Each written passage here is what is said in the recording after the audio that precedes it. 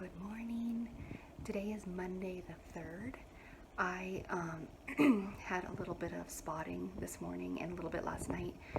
So I called the doctor this morning and they wanted me to be seen today.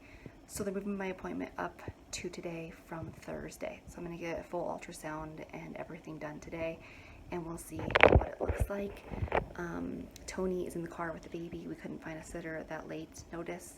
So we are, he's in the car with her while she's napping and I am waiting to get the ultrasound.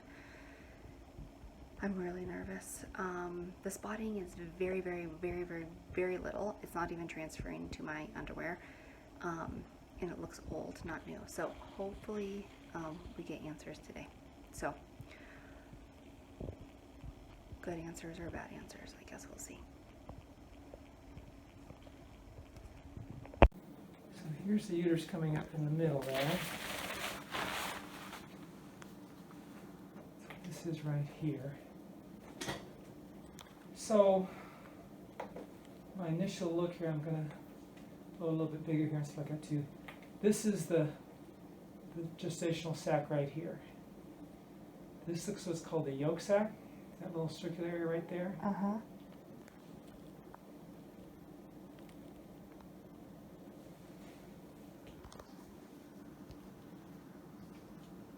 That's a pretty distinct yolk sac inside there.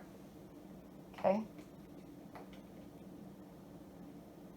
But what I'm not seeing is I'm not seeing an obvious embryo or baby. Just to let you know right away here. So.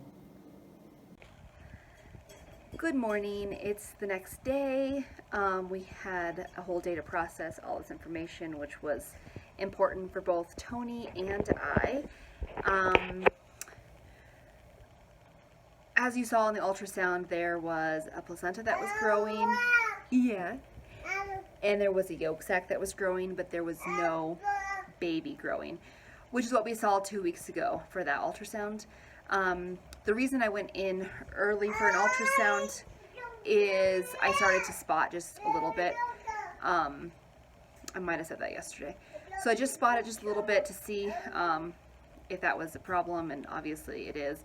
They thought maybe I was spotting just because of the vaginal suppositories irritating my cervix.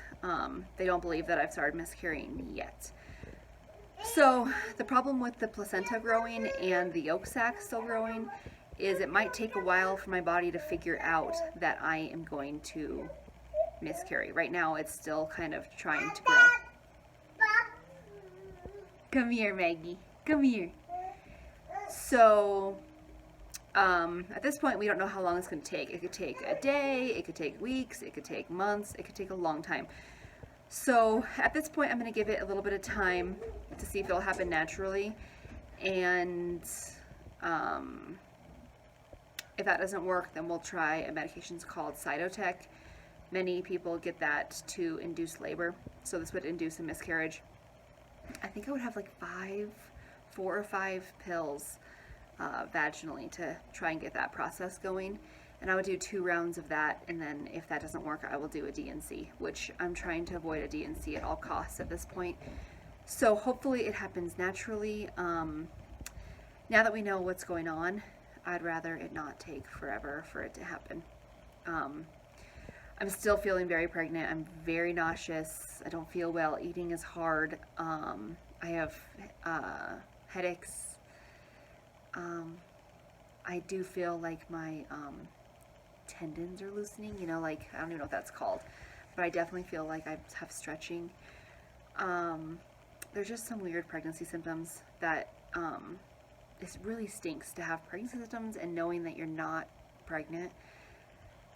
I don't know, it's mind-boggling. So I stopped taking the progesterone, so that will also probably help with my symptoms. Hopefully that will subside them. So that's about it to update.